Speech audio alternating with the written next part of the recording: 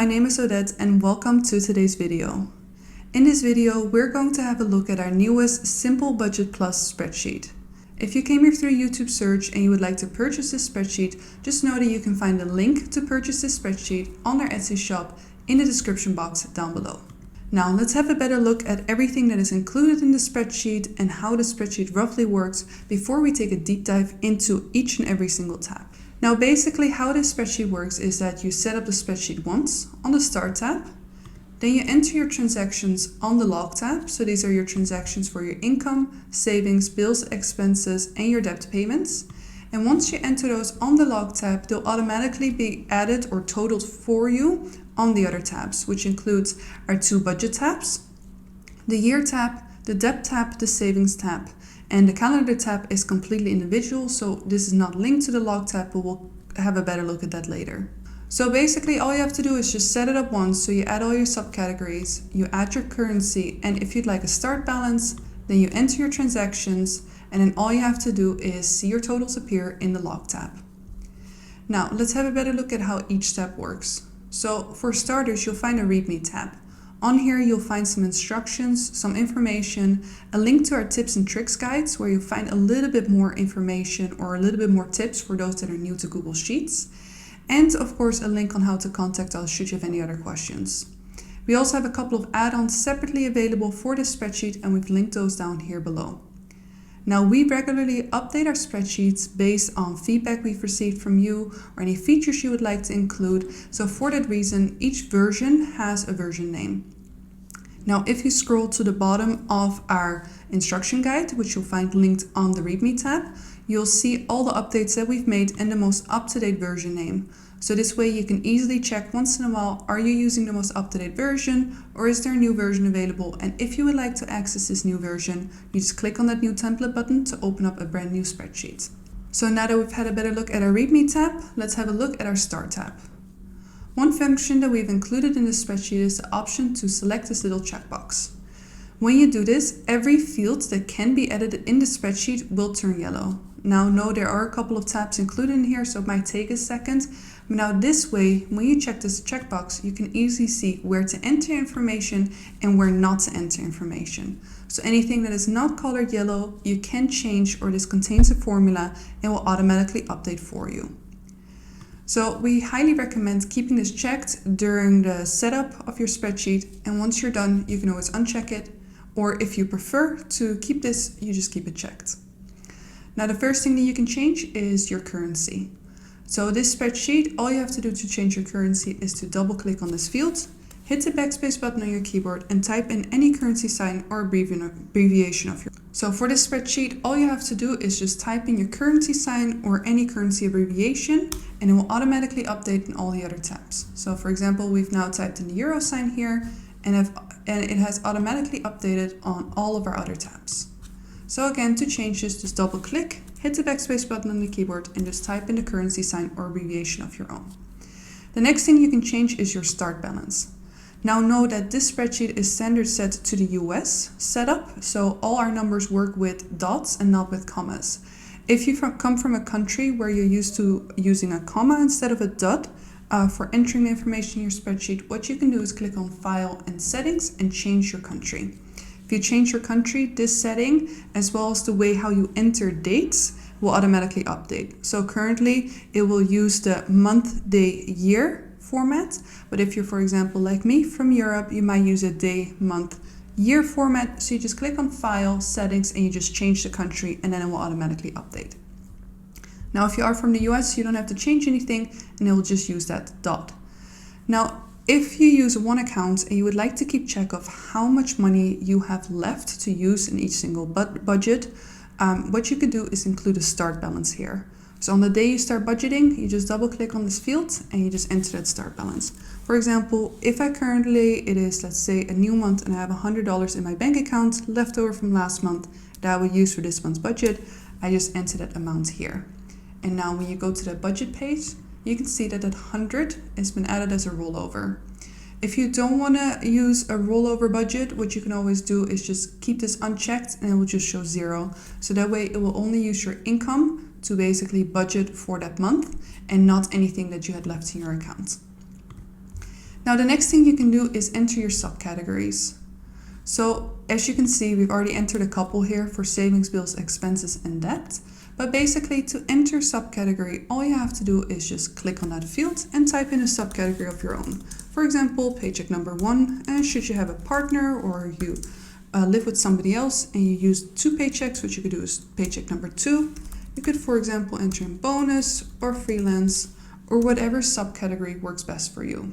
Now at any point in time you feel like you miss a subcategory, what you do is you just come back to that Start tab and you enter that subcategory here. And now when you add those subcategories here, they'll automatically be added to your budget tabs for you, as well as your drop downs in the log tab. So for example, if I now type in income, and then sometimes you have to wait a second, and now I can see that drop down has automatically been updated with the subcategories we added. Now also if you go to your year tab and you scroll down, you can see that all of those subcategories have been added in the year overview as well. So now basically that's all you have to do for the Start tab. Now the next step we're going to have a better look at is our Budget tab.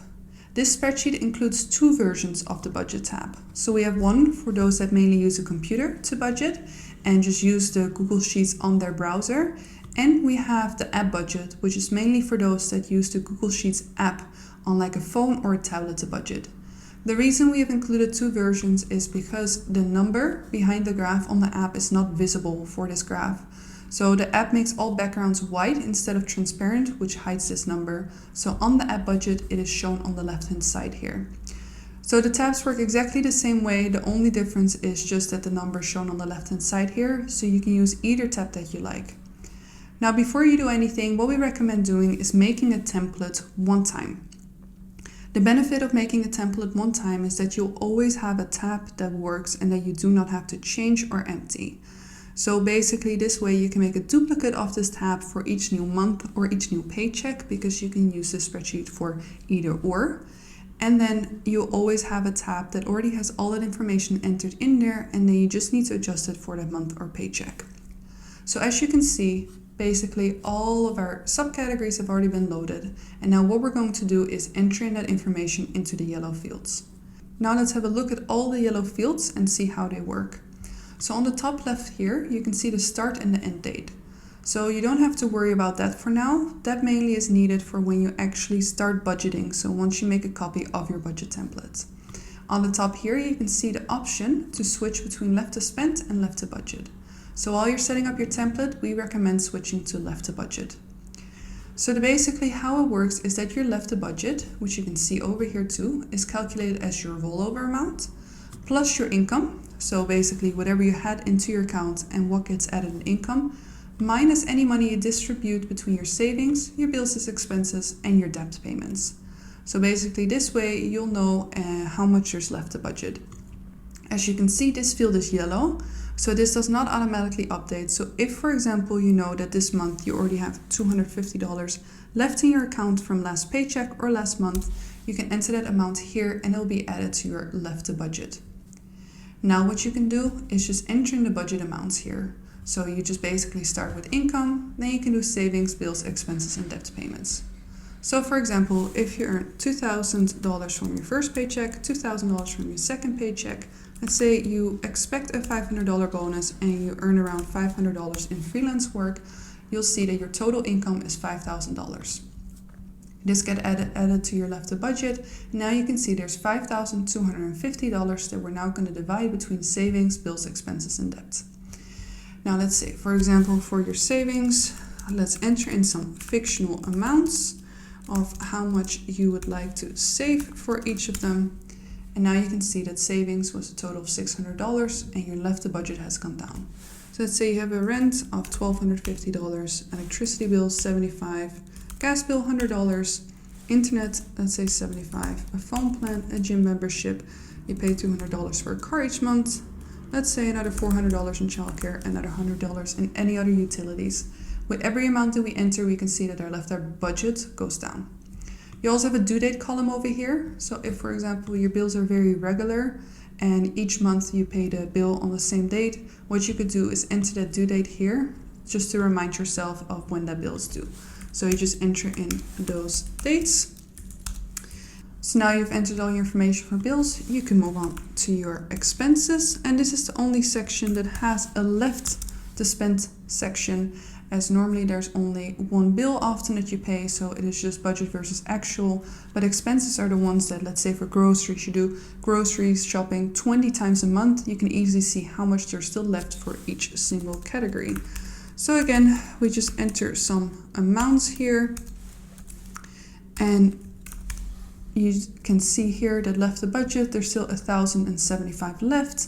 And now the same for the debt payments that you have. What you could do is enter those due dates here, and you can enter those budget amounts here as well. So let's say we enter again.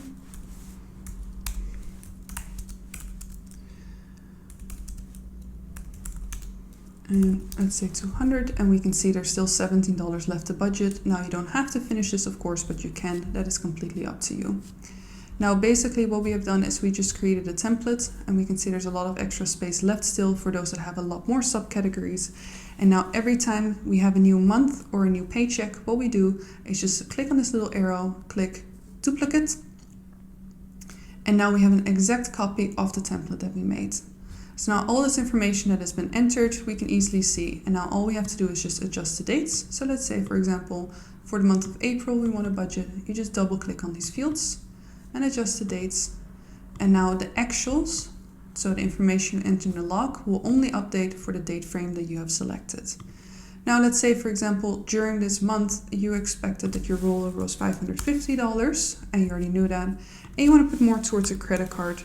You can of course update this, or perhaps you don't want to save for your vacation or your holidays anymore. You just adjust it as you go. Now, one thing that you might like to know about creating a template is that all of these extra rows you can hide if you don't need these to create a little bit more of a compact view. So what you do is you just click on that top row, hold shift on your keyboard, and then click on that most bottom row, right click and click hide rows. And now you can see you have a much nicer and more compact view. And at any point that you need these rows, because for example you want to add more subcategories, you just expand them again. So now over here we could do the exact same thing. So you click on the top row, hold shift on your keyboard, click on the bottom row, right click, hide rows, and we have a nice and compact view. So now that we have switched, or now that we've done our budgeting for this month, what we could do is switch over to our left to spend, and these are our actuals. So based on that start amount that we entered in the start tab, the $100. Now if we enter transaction in the log tab, so for example, it is currently the 1st of March and you received a paycheck and it was $2,250 for that first paycheck. Now if we go to the copy of the budget, we can see that that actual has automatically been added for us and gets added to that left to spend. Now, what also might be good to know is that when you scroll down here, it will also automatically update your balance tracker for you.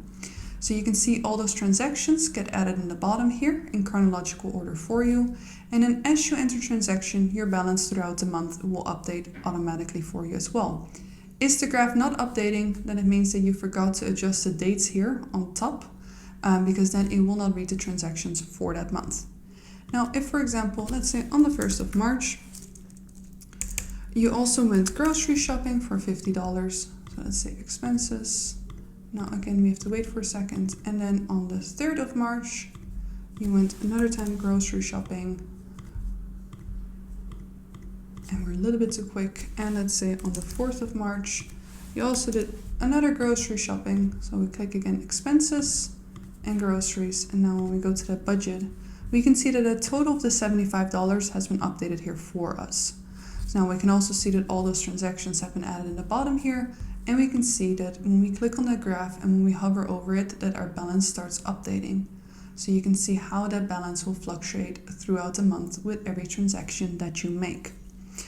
Now here you can see that there is now $425 left to spend. So this automatically updates for you. What you can also see is your left to spend starts updating, your budget versus actual starts updating, and your breakdown will finally start showing a graph. So this will show where your income went. So this is your breakdown of how much of your money went to savings, bills, expenses, and debt.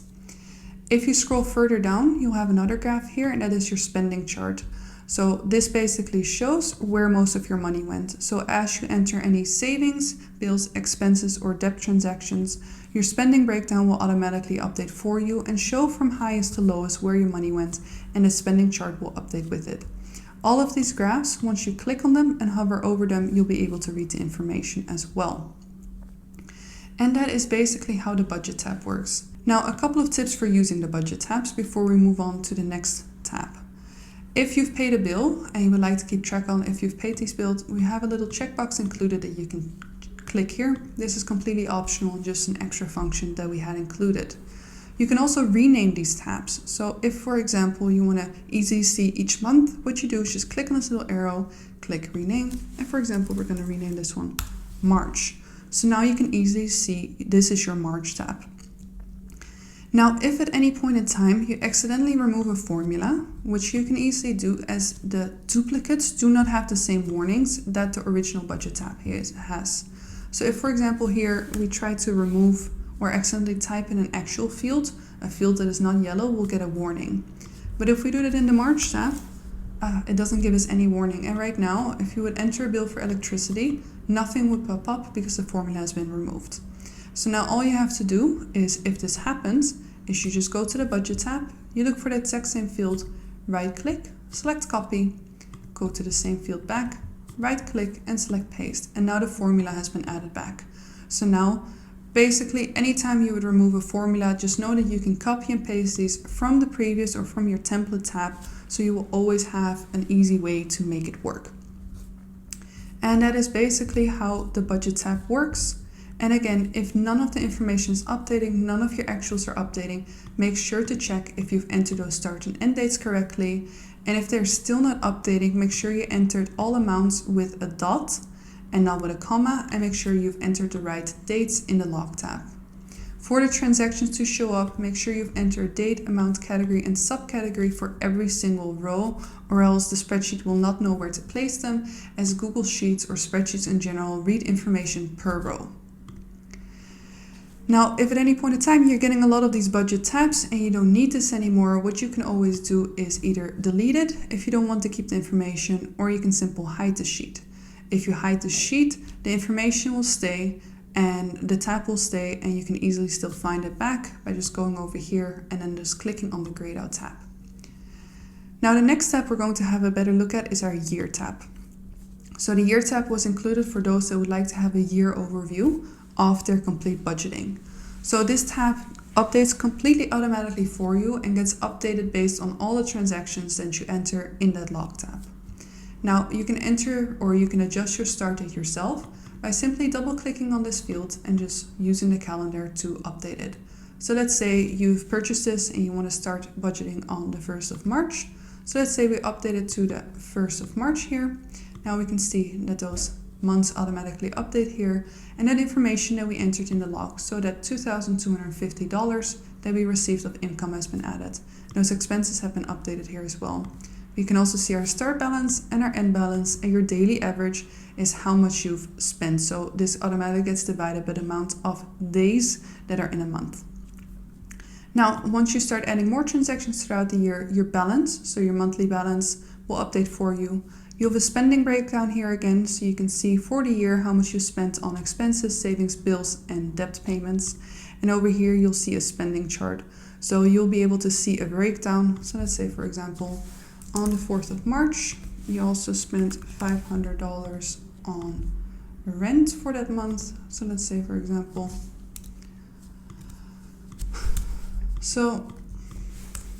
let's say, for example, on the 4th of March, you've also put $100 towards your savings. So let's say for savings for a wedding.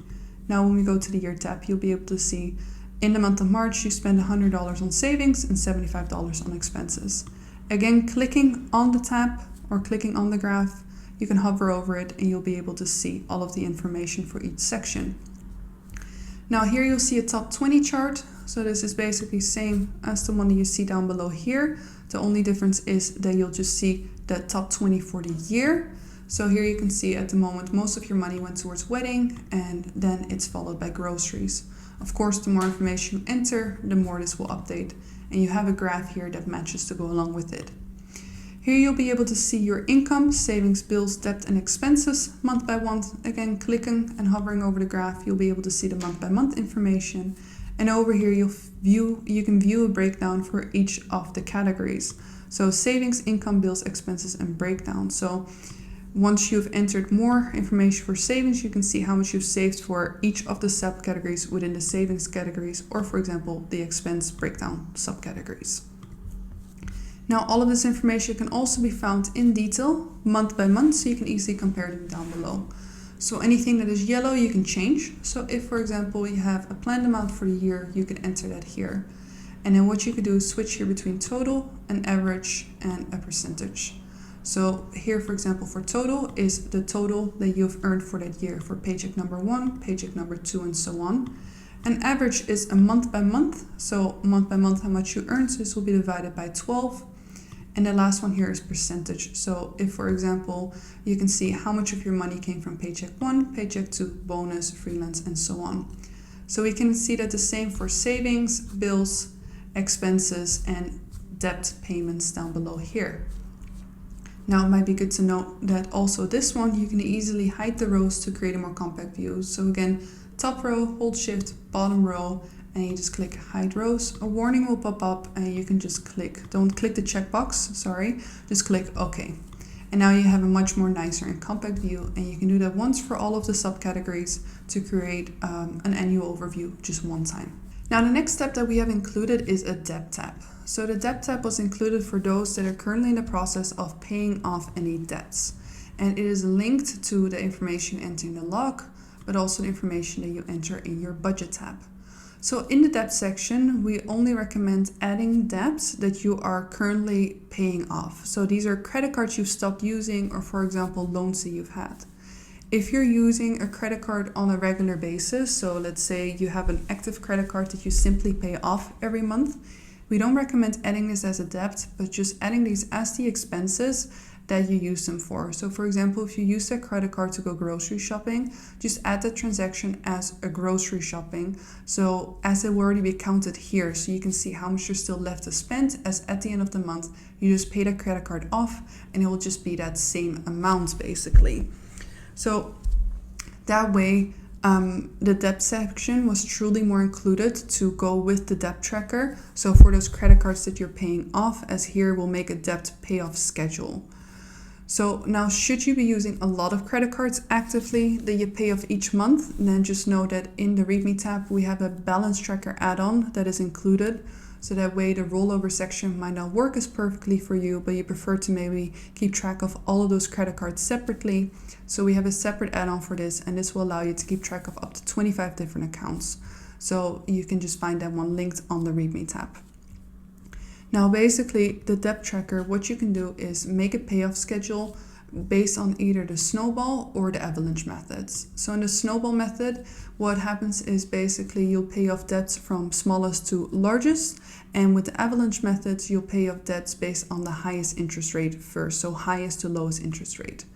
So here on the debt tab, what you're going to want to do to enter your information is you just scroll down, and you can see all those debts that you had entered in the start tab have automatically been added here. And now all you have to do is just adjust its start date. You can just double click on this field to adjust it. If you would like to pay any monthly extra amount on top of the minimum payments that you have to speed up the debt process payment, you can enter it here. And then you just click on this arrow to select a payoff method. So if, for example, we enter some fictional information again, so let's say you enter how much you owe on each of these credit cards. And let's say you had a personal loan and you had a couple of student loans as well. Now, this will of course be much more accurate when you enter in real information and not the fictional information that we enter in here, but this is just to give you an idea and show you basically how this works. Now, then the last thing or last information to enter is the interest rate. So you just enter this amount here. And now basically based on the information you've added here and the fact that we've selected a snowball method, you can see a payoff schedule has been created for you with basically paying off your debts from smallest to largest.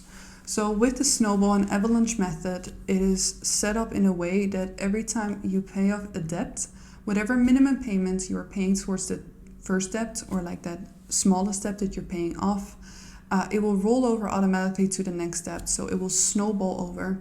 So the best way we can see that is basically all debts seem to be paid off on the information we entered at the same time. So here we can see that we have been paying $50 each month, but now all of the debts before that have been paid off. So whatever was left, so all those minimum payments, so the $250, the $100, and the $80 and all the other payments will now roll over into that student loan debt.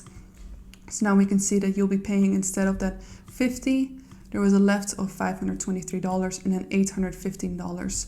And now again, once that one is paid off, whatever that $815 will roll over to the next one, and so on. And that is basically the debt snowball and the debt avalanche method and the way that's been set up. Now, if at any point in time you already know in advance that, for example, you're going to receive a bonus and you would like to use that to put towards your debt payments, and you just would like to do that in order, so the order that they're ranked here, what you could do is just enter that extra amount here. So let's say, for example, in May we expect an extra $500. You can see that will automatically be added to the lowest debt. One that is paid off, the rest of the amount has been added to the next over debt, and so on. And now we can see that snowball method here a little bit more too. So we had $50, that now became $100, and with $14 left over, the rest of the amount was added to that $60. That became $160 off those 50 and 50, and so on.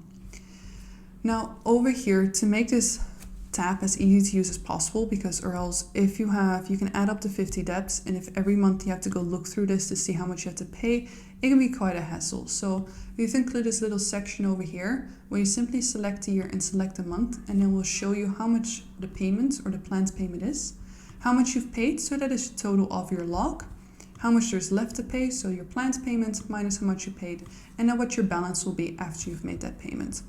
So for example, if we go to the log tab, and on the 1st of March, you paid $50, and we select debt here, and let's say put that towards credit card number 3.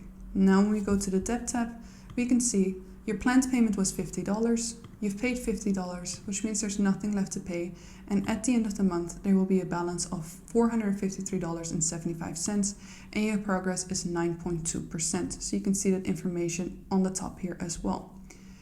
Now, the reason why we've also included this is because we set this spreadsheet up in a way, or this debt tab up in a way, that you can always pay more towards any debt at any time.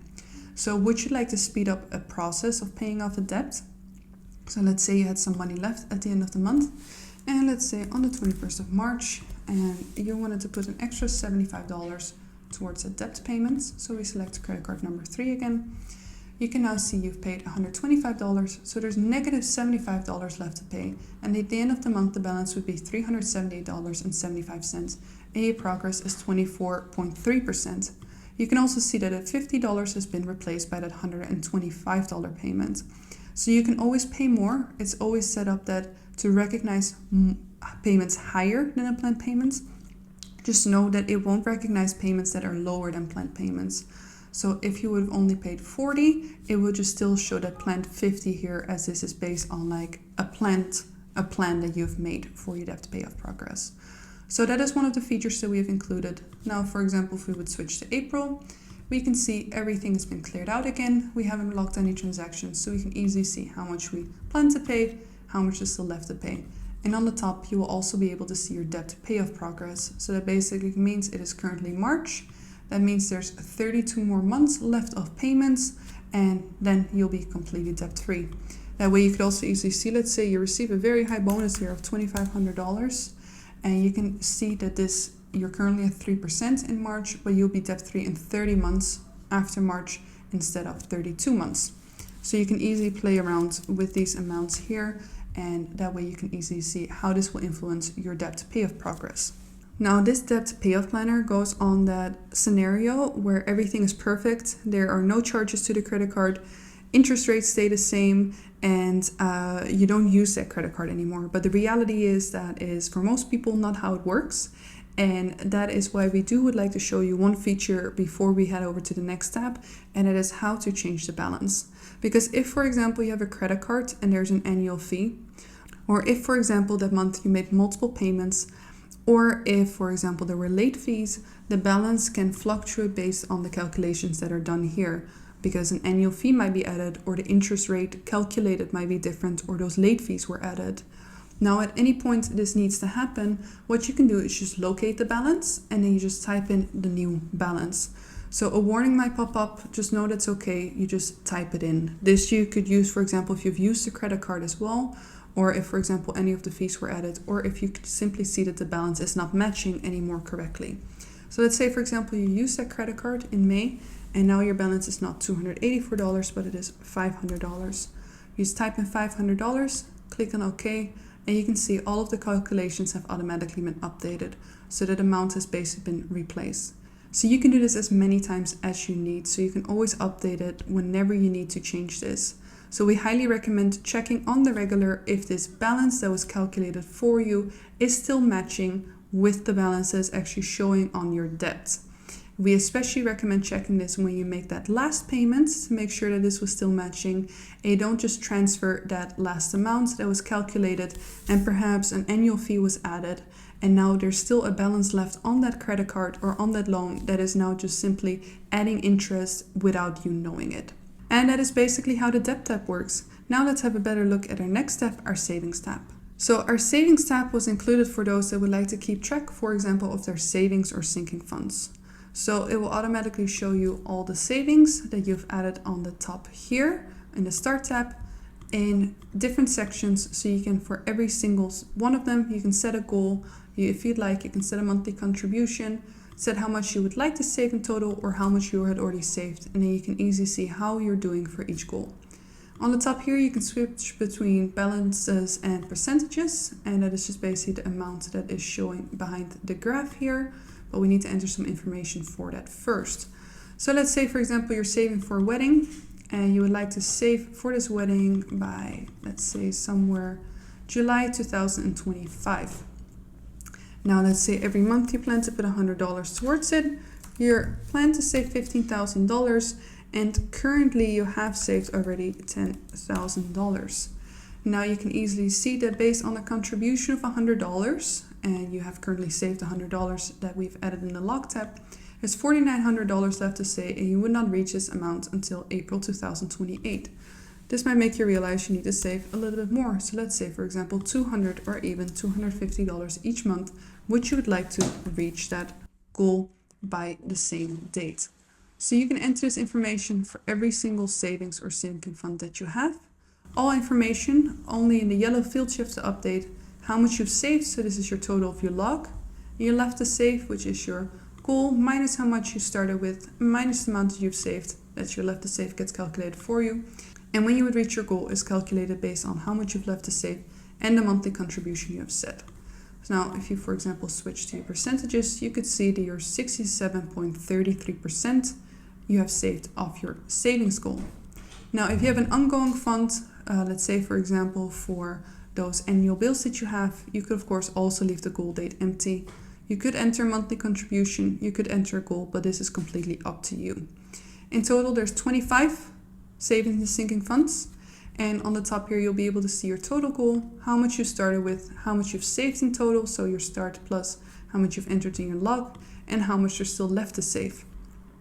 At any point you want to withdraw money from a savings or sinking fund, what you can do is in your log tab, just enter in a negative transaction. So let's say, for example, on the 5th of March, you actually went shopping for your wedding already. So you just click savings and then you click wedding, and you can see the negative amount. If you would go to that savings tab over here, it is now minus $400, and you can see that how much you have available currently has been reduced or has been deducted of that amount. Now, it might also be good to know is that when you withdraw money from your savings, if you go to the budget for March, you can see it is now a total of minus $400, and since a minus and a minus becomes plus, it gets added to that left to spend amount.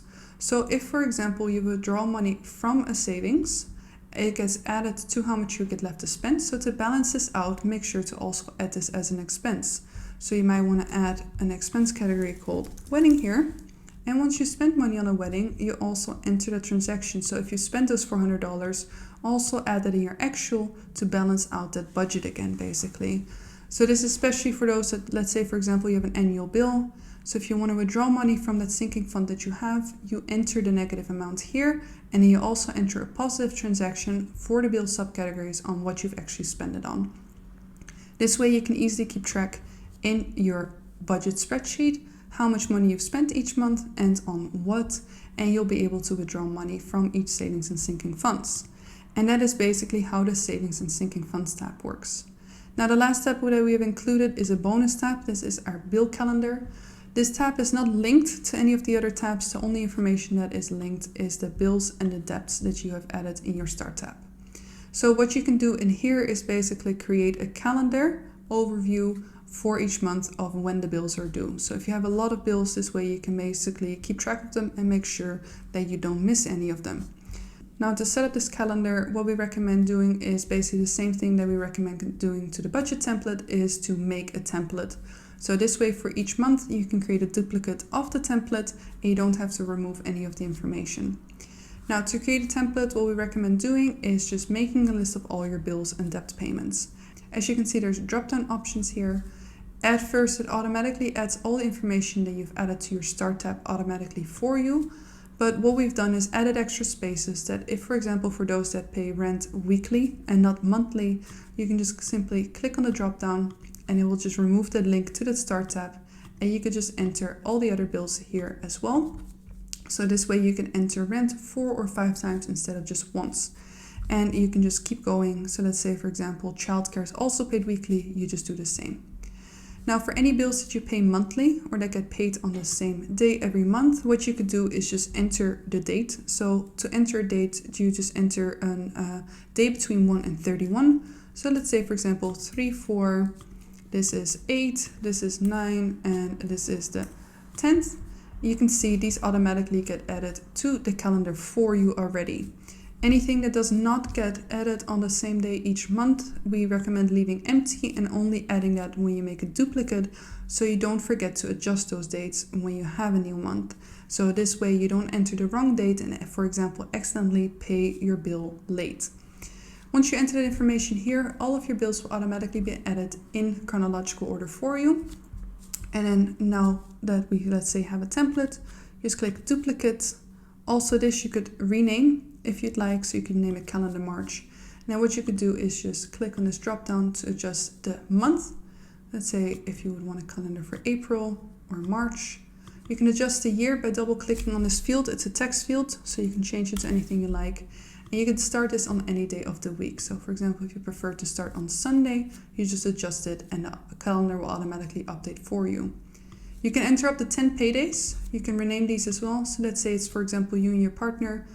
Just double click, it's a text field, and just type in whatever works best for you. So let's say Bill's payday or Sarah's payday, whatever works best for you. Double clicking on these fields will allow you to enter in the paydays, and as you can see, they will automatically be added with the name and it will be made dark gray on the calendar so you can see when you get paid on that calendar. Now then, every time you pay a bill, once you select it as paid over here, you can see they'll be dark gray, so you can see exactly on the calendars which ones are still left. Now, once you finish your month, you paid all your bills, you could either hide this or you could of course delete it. And then from your calendar, you can just make a duplicate. And now you can see you don't have to enter all those paydays, like clear those out again. You don't have to unselect these checkboxes. Now you just have a nice and empty template to start a brand new month. And that is basically how this spreadsheet works. Now, the last thing we want to show you is also in the log tab, is that you can easily sort your transactions in chronological order. And all you have to do is just click on this little arrow and click on sort sheet A to Z or A to Z. Click on OK, and now you can see they will automatically be sorted in chronological order for you. So you can do this as many times as needed. Now, if you keep on entering transactions for a year, this tab can get quite long. And might get very annoying if every time you want to enter a transaction, you have to scroll all the way down. So it might be good to know that also here you can hide rows. Top row, hold shift, click bottom row, click hide rows, click OK, and now you can see you have a nice and empty tab, but all of the information still stays. So all of that information still shows on each of your month tabs as well as on your year tab. So this way you can keep a very nice and clean overview. And that is basically everything you need to know about this budget tab. If you have any other questions or there's anything that's unclear, just head over to that README tab and just click on that contact button on the top here, and you can send us a message on Etsy and we will do our best to get back to you within 24 hours. Thank you so much for watching, and if you like this video, be sure to give it a thumbs up and have a great day.